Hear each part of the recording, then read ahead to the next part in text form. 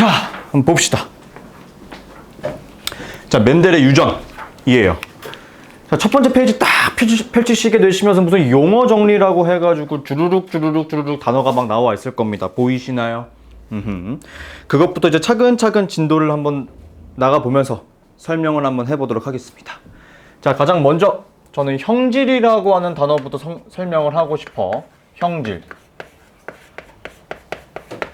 자, 여러분, 형질이라고 하는 것을 제가 어떻게 이야기를 할 거냐면은 형태랑 성질이라고 이야기할게요. 뭐랑 뭐? 형태랑 성질. 따라서 필기를 한번 해보자면 생물이 가지고 있는 겉모습인 형태, 그리고 그 생물이 가지고 있는 특징이라고도 볼 수 있겠죠. 성질이라고 설명을 한번 해보도록 하겠습니다.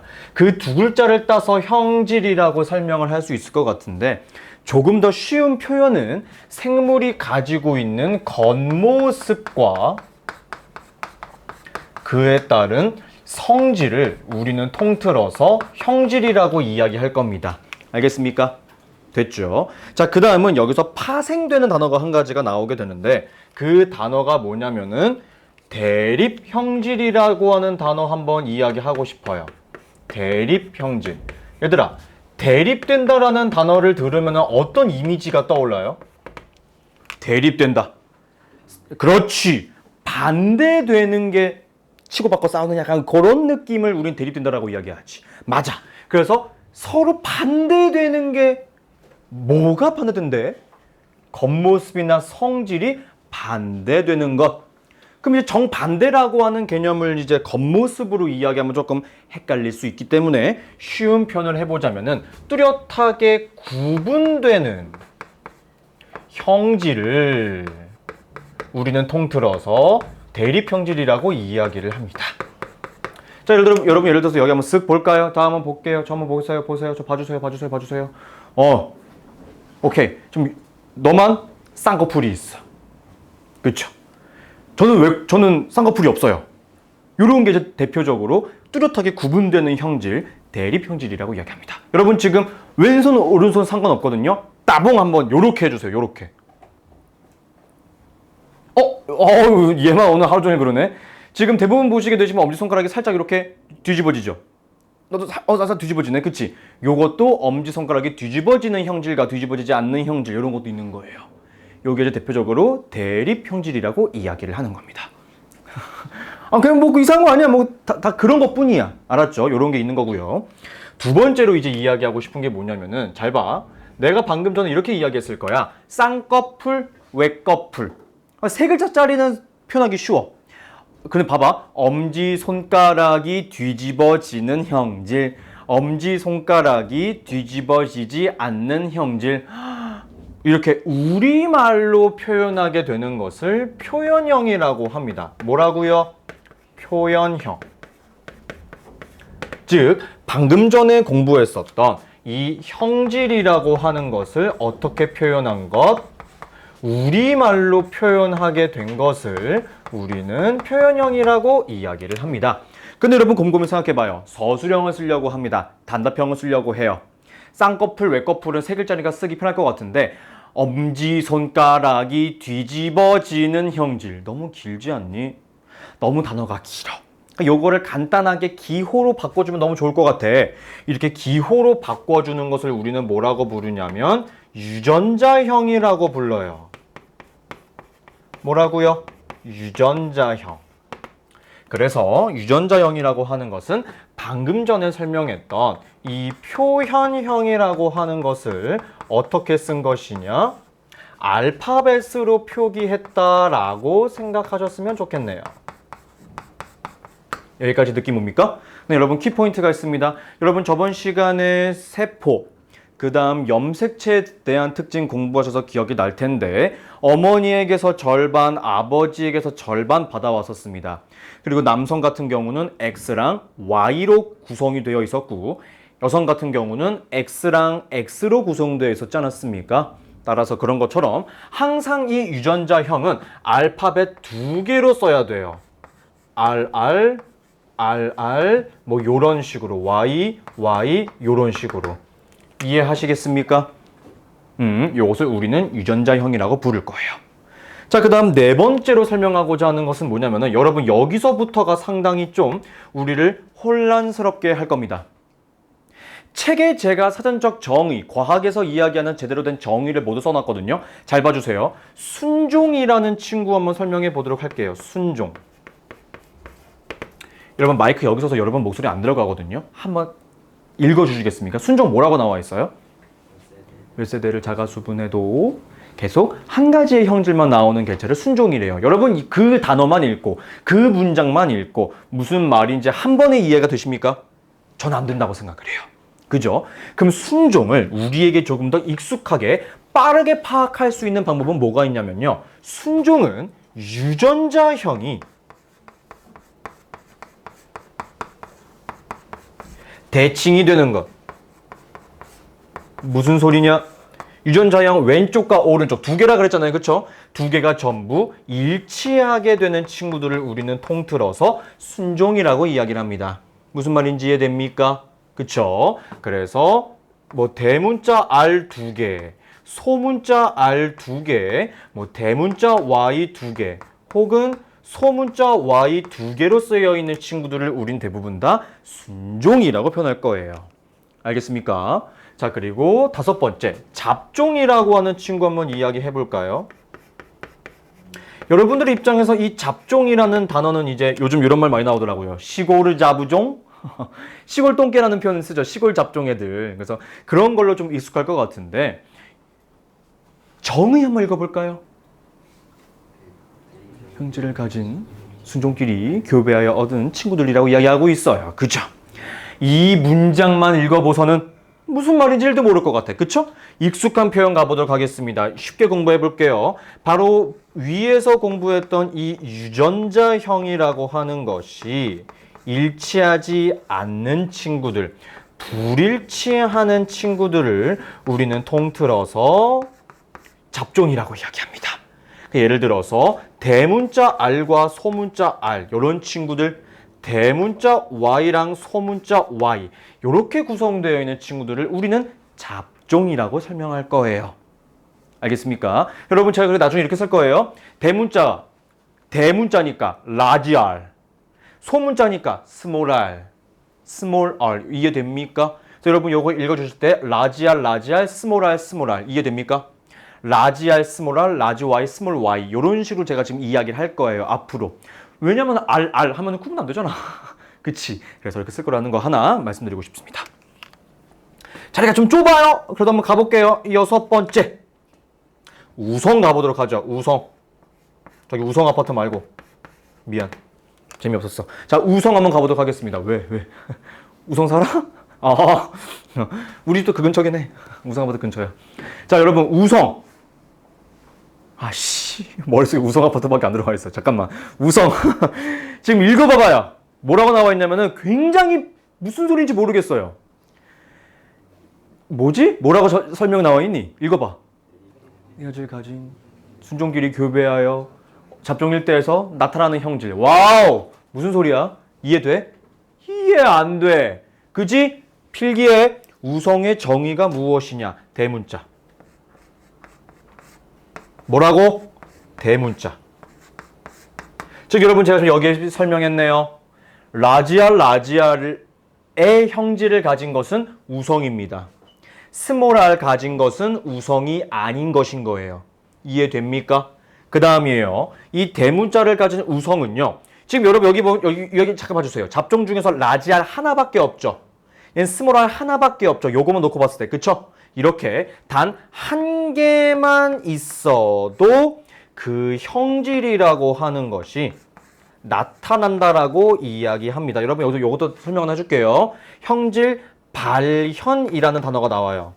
여러분 발현이라는 단어는 어떻게 해석하시면 되는 거냐면은 나타난다. 그 형질이 표현된다 라고 생각하시면 됩니다. 표현된다. 이해하시겠습니까? 됐죠? 요거 하나 알아두셨으면 좋겠고 그 다음 7번째로 설명할 거 열성이라는 단어가 나올 거예요. 여러분 열성도 읽어보시게 되면은 대립 형질을 가진 순종끼리 교배하여 얻은 접종일대에서 나타나지 않는 형질일 겁니다. 정확했지? 아주 정확했을 거야. 그런데 여러분 이 열성 그 단어만 놓고 보면은 무슨 말인지 1도 모를 거예요. 그죠? 이렇게 생각하시면 되겠습니다. 얘는 소문자예요. 어떤 문자? 소문자. 따라서 항상 반드시 이렇게 하나만 있을 때는 이 스몰 r의 형질이 발현된다, 발현되지 않는다? 발현되지 않습니다. 그럼 어떨 때 이 열성 형질이 발현되느냐? 두 개가 모여 있을 때만 그 형질이 발현돼요.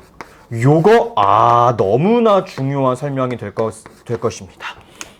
여러분 기억해 두세요. 쌤 그러면은 기본 개념 정식으로 표기된 정의는 뭘 춥니?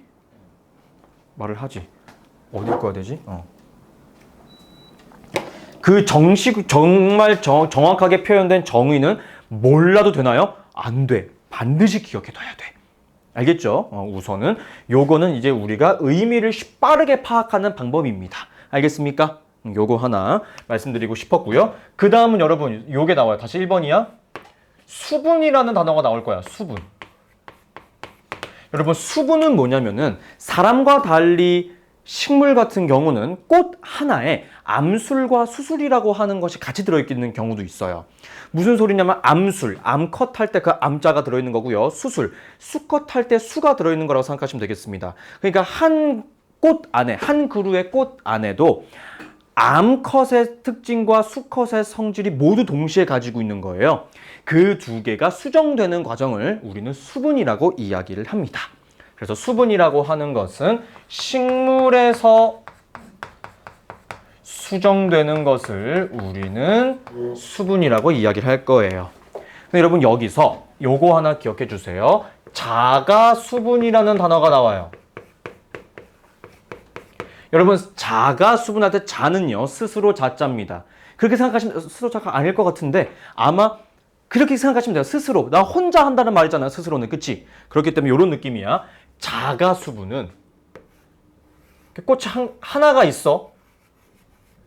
이 안에서만 수정이 이루어지는 거야. 여기서만 수정이 이루어지는 것. 이해됩니까? 요게 자가 수분이에요. 그럼 질문해 볼게요, 여러분. 이 자가 수분을 하게 되면은 여기에 없던 형질이 여기에 없던 형질이 나타날까? 불가능할 겁니다. 그쵸? 그렇기 때문에 요거 하나 필기해 주세요. 자가 수분 같은 경우에 대해서는 원래 본인이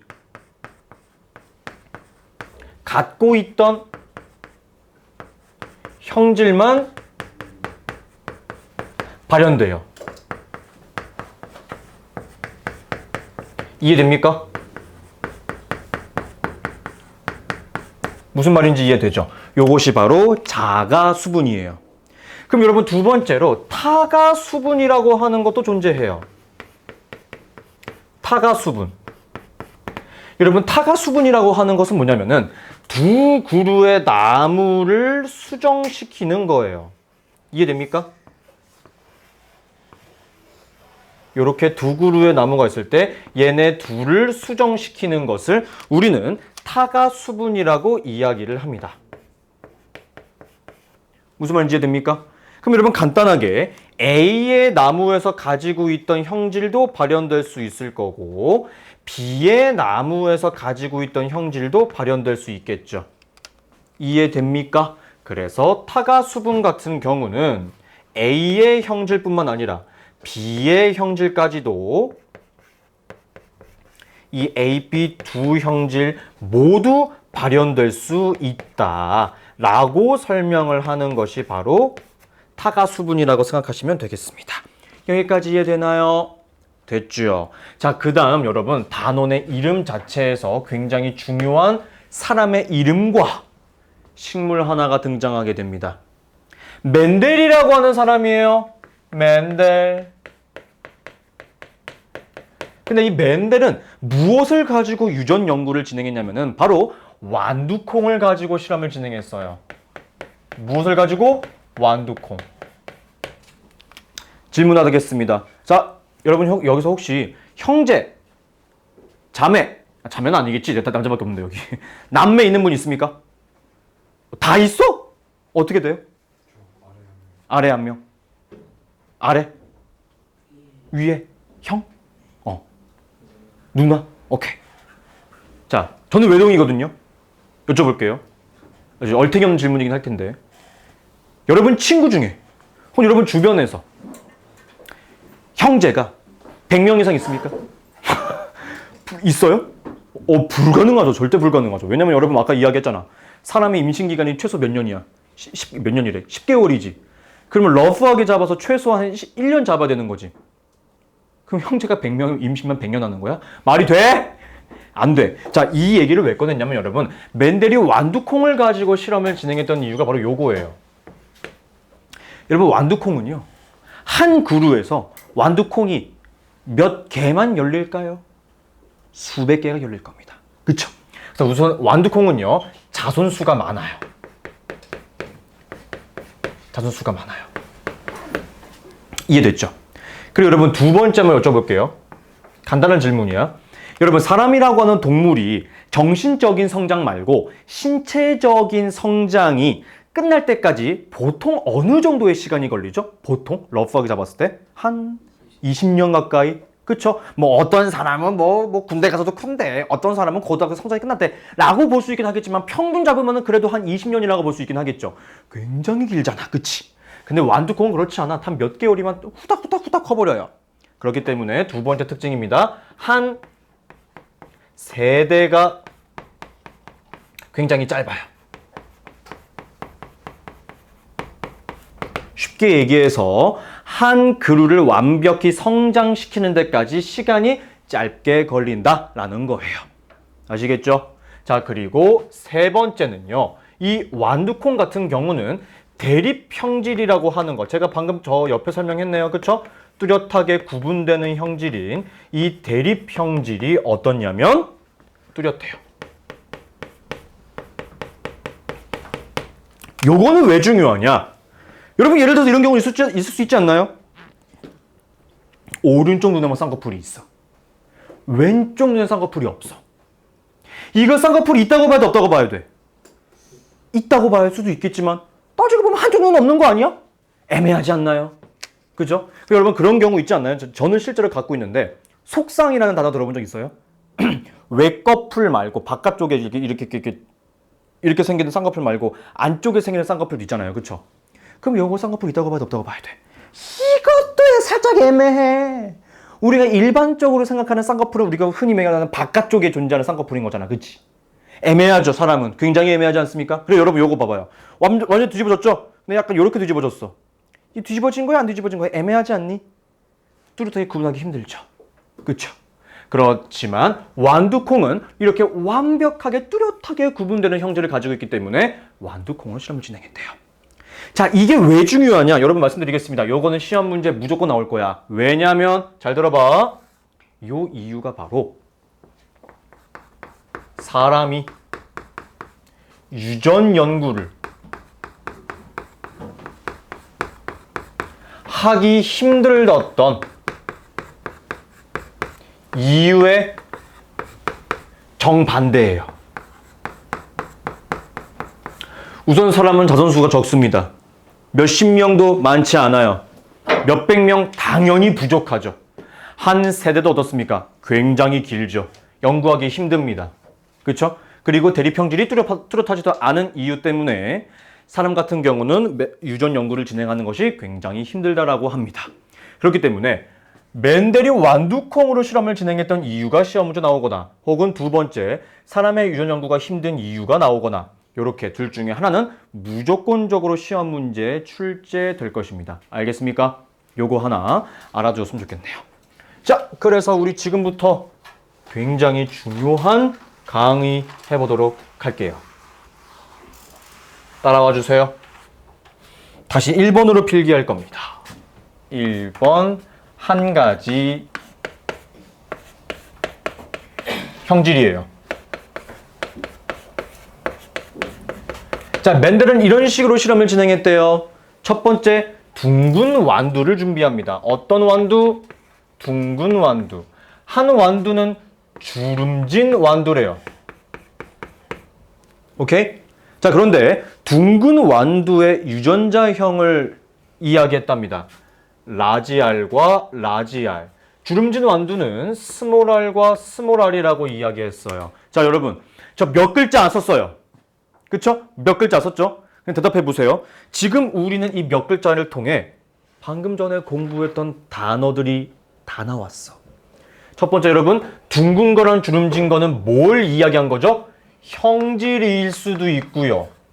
혹은 뚜렷하게 구분되는 것이기 때문에 대립 형질이라고도 이야기할 수 있을 거예요. 맞아, 아니야?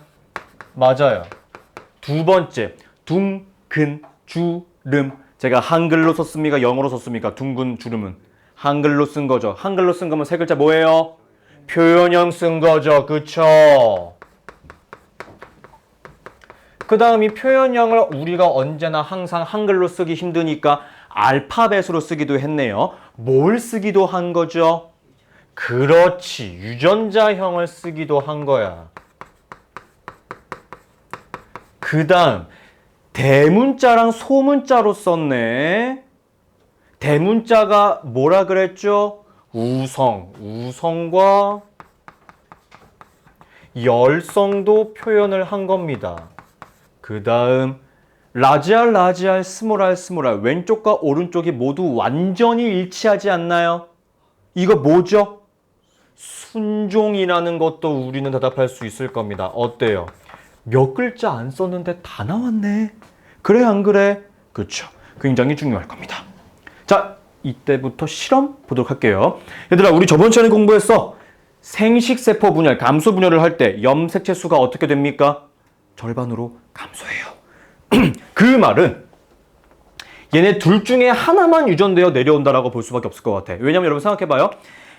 X모양 두 개, 상동 염색체가 접합해 있다가 이가 염색체가 만들어진 다음에 분리되어 유전되지 않나요? 맞아, 아니야? 그쵸?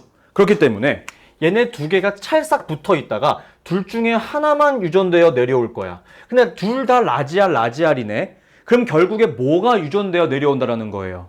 라지 R이 유전되어 내려온다라는 거예요. 맞아, 아니야? 맞아. 그럼 여러분 얘도 마찬가지로 그러면 둘 중에 하나만 유전되어 내려오겠네? 뭐만 유전되어 내려오겠어? 스몰 r만 유전되어 내려오겠지. 맞아, 아니야? 맞아요.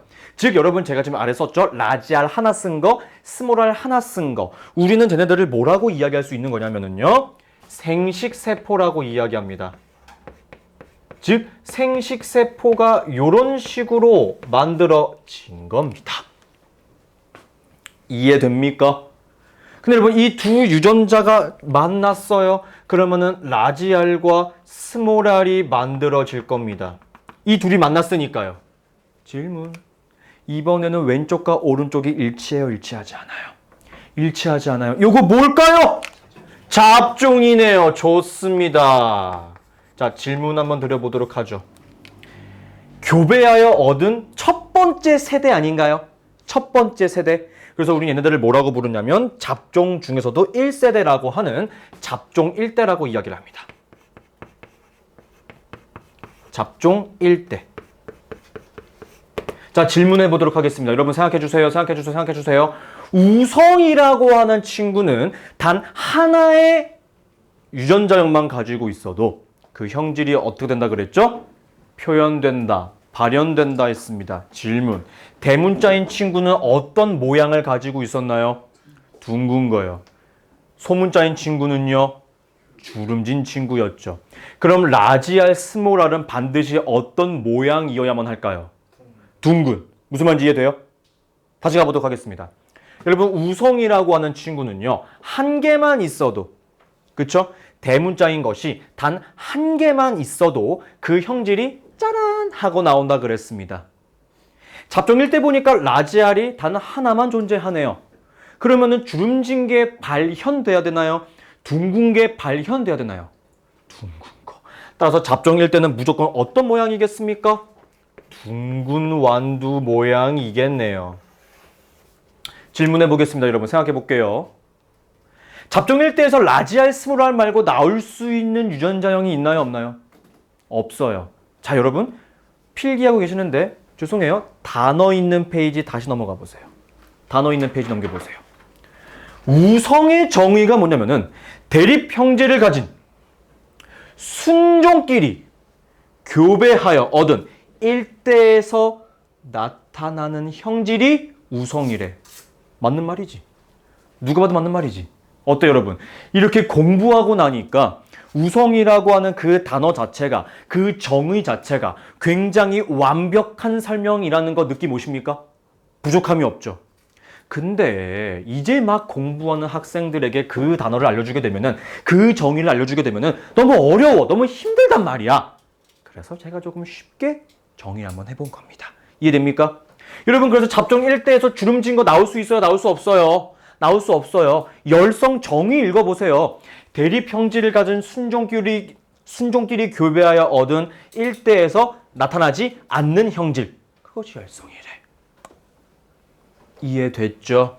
이해됐죠? 요겁니다. 이렇게 되면은 우성의 정의와 열성의 정의가 어느 정도 이해가 될 거예요.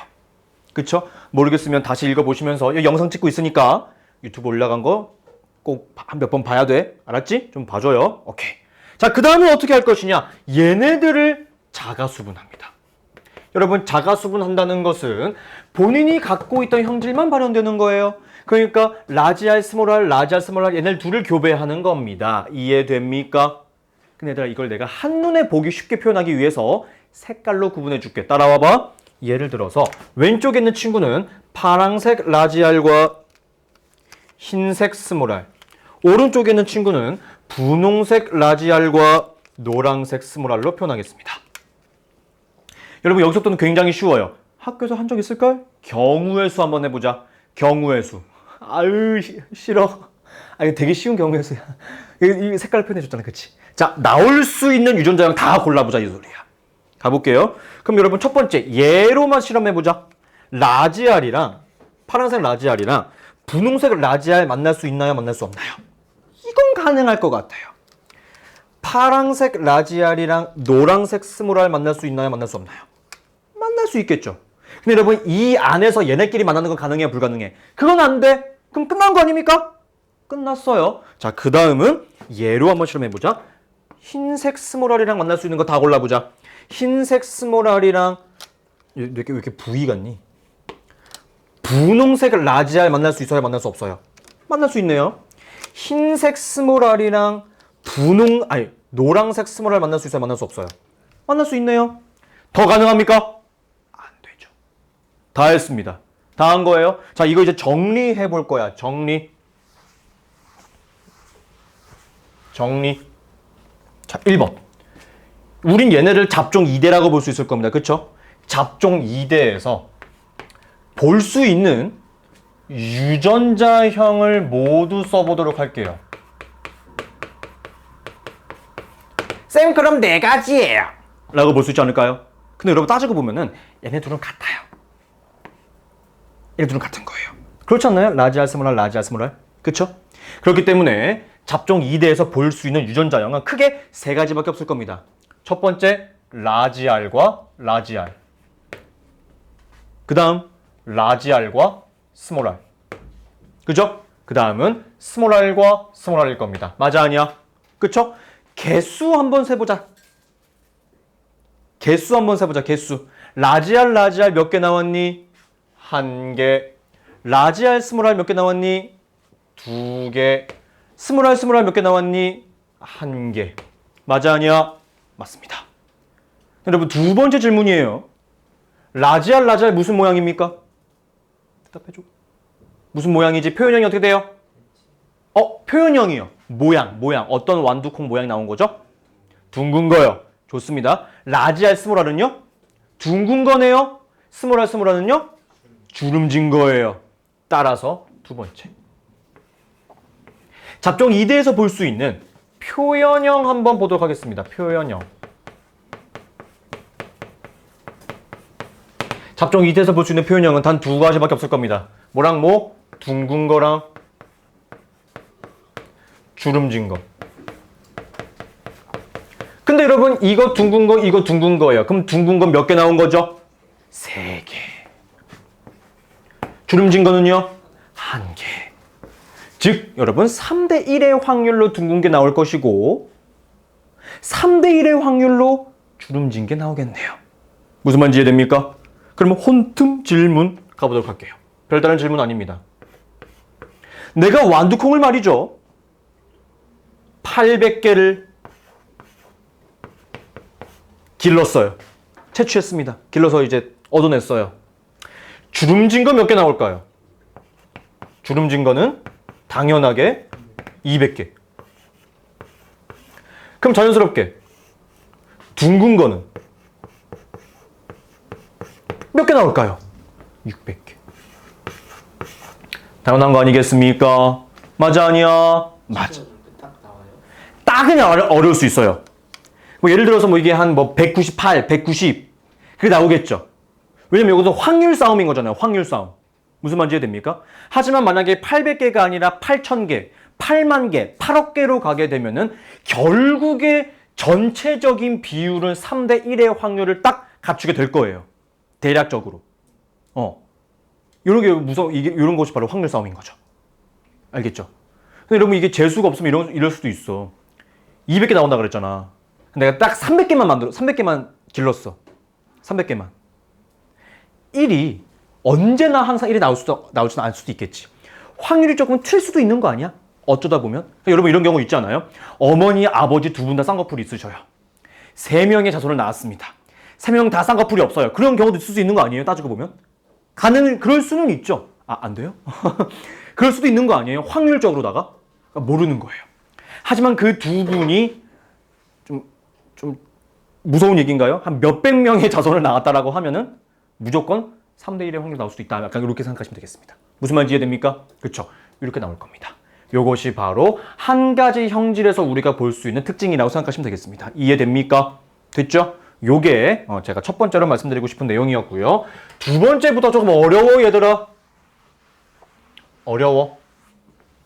두 번째는 한 가지 형질까지는 뭐 그런가 보다 할 텐데 말이죠. 이번에는 두 가지 형질을 써요. 두 가지 형질. 무슨 소리냐? 둥근 거랑 뭐라고? 둥근 거랑 노란색인 완두콩을 준비합니다. 어머나 세상에. 그 다음은 주름지고 초록색인 친구를 준비할 거예요. 그런데 둥글고 노란색인 친구는 라지 R, 라지 Y. 주름진 친구는 스몰 r, 스몰 y인 거예요. 자, 질문해 보도록 하겠습니다. 노란 것은 초록색에 대하여 우성이야, 열성이야? 노란색은 우성. 초록색은 노란 것에 대해서 뭐야? 열성. 다시 하나만 더. 둥근 거는 주름진 거에 비해서 뭐야? 미안합니다. 우성. 미안합니다. 주름진 것은 둥근 것에 대해서 뭐죠? 열성인 거예요. 그럼 이렇게 물어볼 수 있겠지. 쌤, 이거는 어떻게 해요? 야, 얘들아. 되게 쉬운 거야. 따로따로 봐. 따로따로 봐봐. 우리 방금 전에 공부했네. 둥근 거랑 주름진 거에서는 둘 중에 하나만 유전되어 내려오겠죠? 라지 R 내려올 겁니다. 그죠? 얘도 둘 중에 하나만 유전되어 내려오겠죠? 요것만 내려오겠네요. 맞아 아니야? 맞아요. 얘도 마찬가지겠죠? 둘 중에 하나만 내려오겠네? 요거 내려올 거야. 얘도 둘 중에 하나만 유전되어 내려오겠네? 요거 내려올 거야. 맞아 아니야? 맞아요. 여러분 제가 이렇게 동그라미 쓴 거 저 왼쪽에 뭐라고 썼죠? 네 글자. 이 얘네들이 뭘 이야기하는 거예요? 생식세포요. 좋습니다. 요것이 바로 생식세포예요. 얘네 둘이 만나서 하나의 잡종 1대를 형성해야 되겠네. 그 잡종 1대는 자연스럽게 라지 R, 스몰 r, 라지 Y, 스몰 y가 되겠네. 이게 뭐라고요? 잡종 1대. 필기. 이거 잡종 1대야.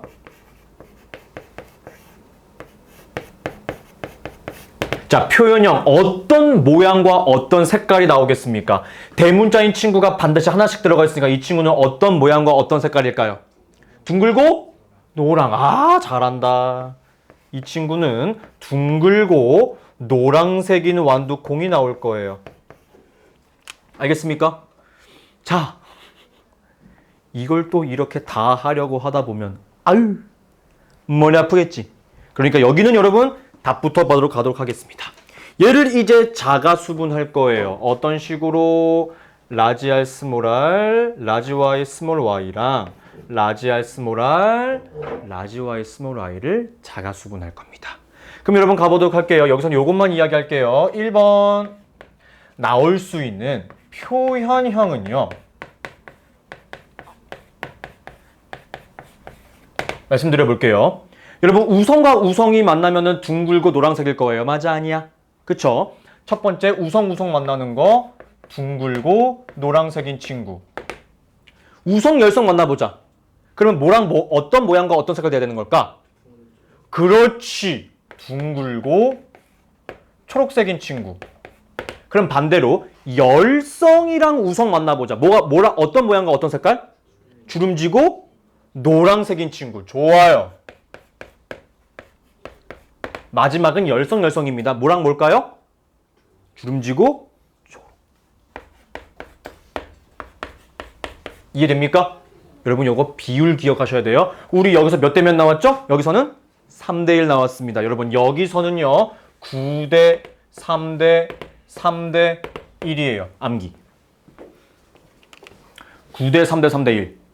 다 합치면 16분의 9, 16분의 3, 16분의 3, 16분의 1 나올 거예요. 이해됩니까? 이렇게 될 거예요. 그럼 여러분 여기서 제가 방금 여기서 우리 실험했던 것처럼 예를 들어 우리가 이번에는 완두콩을 계산하기 쉽게 1600개를 채취했어요. 1600개. 알겠습니까? 질문해 보도록 하겠습니다. 1600개 완두콩 중에서 뭐 할까? 주름지고 노란색인 완두콩은 몇 개 나와야만 정상입니까? 300개. 둥글고 초록색인 거는 300개. 주름지고 초록색인 친구는 둥글고 노란색인 친구는 이해됩니까? 이해되나요? 이렇게 가야 되는 거예요. 여기 키포인트야. 이해됐어? 자, 지금부터 이 멘델이 이렇게 한 가지 형질과 두 가지 형질을 가지고 실험을 진행하면서 얻게 된 결론들을 쭉 한번 이야기해 드릴게요. 가장 중요한 거 첫 번째, 분리의 법칙이라고 합니다. 분리의 법칙. 이건 별거 아니에요. 왼쪽부터만 볼게요. 이 두 개가 전부 다 유전됩니까? 둘 중에 하나만 유전되죠. 두 개 다 유전됩니까? 둘 중에 하나만 유전되죠. 여기서도 볼까요? 언제나 이 두 개가 전부 다 유전됩니까? 얘는 파란색만 왔는데요. 그쵸? 둘 중에 하나만 유전되어 내려가지 않습니까? 그것을 우리는 분리의 법칙이라고 할 겁니다. 오케이? 유전자형이 분리된다 라고 생각하시면 되겠습니다. 유전자형이 분리된다. 조금 더 쉬운 문구는 유전자형이 가지고 있는 표현형 둘 중에 하나만 유전된다라고 하는 것이 분리의 법칙이에요. 알겠습니까? 이해됩니까? 자, 그 다음 세 번째는 독립의 법칙이에요. 여러분, 이 독립의 법칙이라고 하는 것은 이런 느낌이거든요. 쌍꺼풀이 없는 사람은 무조건 엄지손가락에 뒤집어지지 않는다. 말이 돼요, 안 돼요? 안 돼요. 둥근 완두는 초록색인 게 나올 수가 없다. 말이 돼요, 안 돼요? 안 돼요. 주름진 친구는 노란색일 수 없다. 말이 돼요, 안 돼요? 안 되죠. 즉 여러분, 독립의 법칙이라고 하는 것은 한 가지 형질은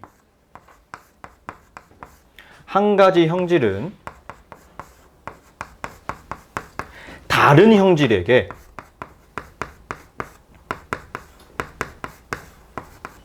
그 어떤 영향도 줄 수 없다는 것이 바로 독립의 법칙입니다.